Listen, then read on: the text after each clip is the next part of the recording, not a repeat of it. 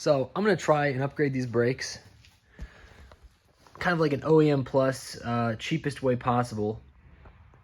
These rotors are very small, and I just want to upsize them. I think the calipers are fine, but in order to get the rotors larger, you need to remount the caliper away from the center a little bit.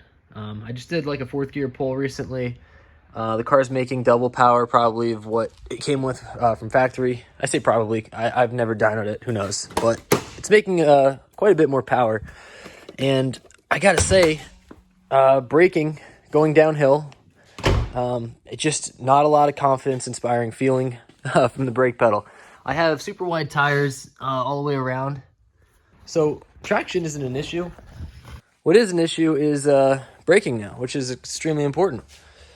So now that we're making more power, I would like better braking, but I don't want to spend like $6,000 or $7,000 in upgrading to brakes I probably don't need.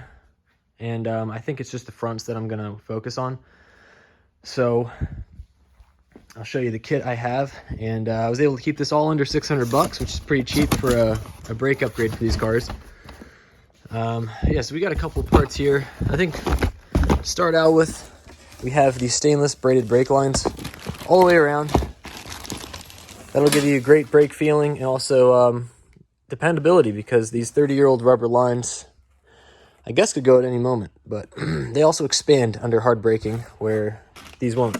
And regarding brake feeling, I have a master cylinder brace from Radium. It is a machined piece of aluminum.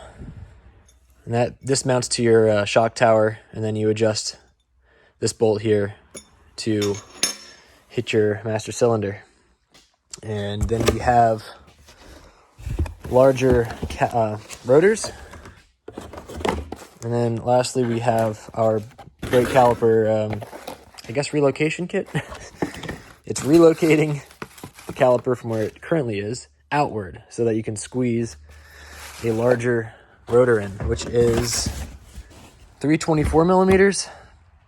And I believe the factory, what we have on our GTSTs is a 280 millimeter rotor.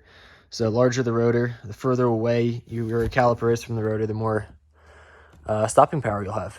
It's just basic physics. Yeah, there's nothing special. They're slotted. But yeah, these would be on like a 350Z or a G35 with the Brembo brakes. So this is an easy way to upgrade your brakes. And if you are keeping your brakes and you're taking them all apart, may as well paint them. Looks all nice and shiny now. But yeah, these little rotors are laughable, and that's why the brake feeling is just non-existent. All right, so first things first, I just want to show the size difference between the rotors. And here's the crusty old, 30-year-old brake lines that we'll be replacing. It goes from your hard line to the caliper. So pretty big size difference here. As you can see, definitely need to relocate that caliper. Let's get this all taken apart. All right, not too bad pulling off the old stuff. Here's my rotor, and here's the size difference: 280 mil, 340 or 324 mil.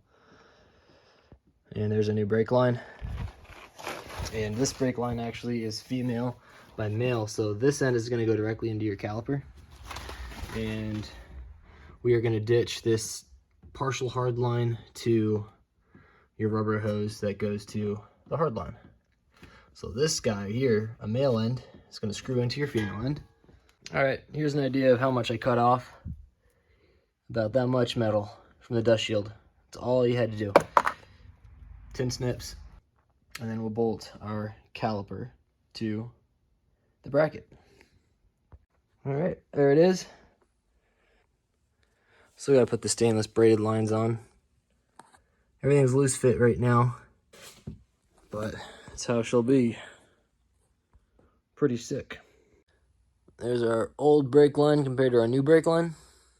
All right, so test fitting. Braided line is in. It's not mounted in the mounting spots yet because I'd like to test it.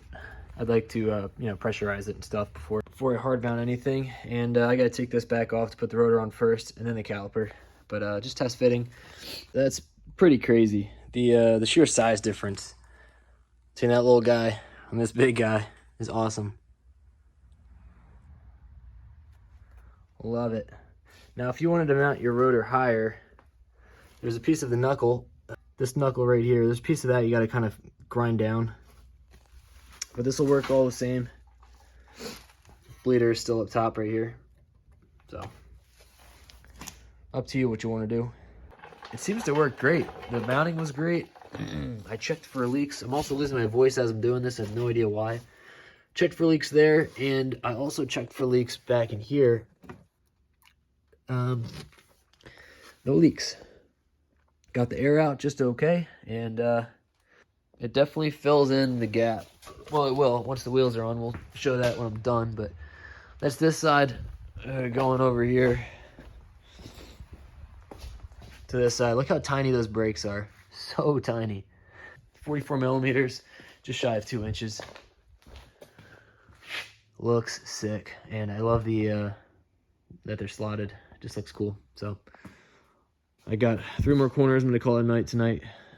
All right, so I got the big brake kit on. The poor man's big brake kit. Here's all the tools you'll need. These guys are awesome. Line wrenches, highly recommend them. Both sides have the larger calipers and the, larger rotors and the caliper mount that moves your caliper outward. And they also all have the stainless braided brake lines all the way around. As long as your hard lines are in good shape, you don't have to worry about rust, you know, breaking your hard lines, your factory hard lines. Shouldn't have any issues. Just got done bleeding them. Not a bad job at all. There's the tiny OEM sized rotor. There's the big rotor. 44 millimeters bigger. All right, so that part's done. I'd say that's the hard part. It took me 2 days. Kind of got sick halfway through the first day. Just felt like crap, so. Now we're gonna get the brake master cylinder brace on. This will go onto your shock tower somewhere. I believe you're gonna remove this guy here, which for me has a lot of my wires running through. But I'll remove that. This will go in its place, and this green bolt here is going to go right up against there. Wish my girl was here, but when she was pumping the brakes, helping me bleed, you could see the firewall flexing. It's just normal.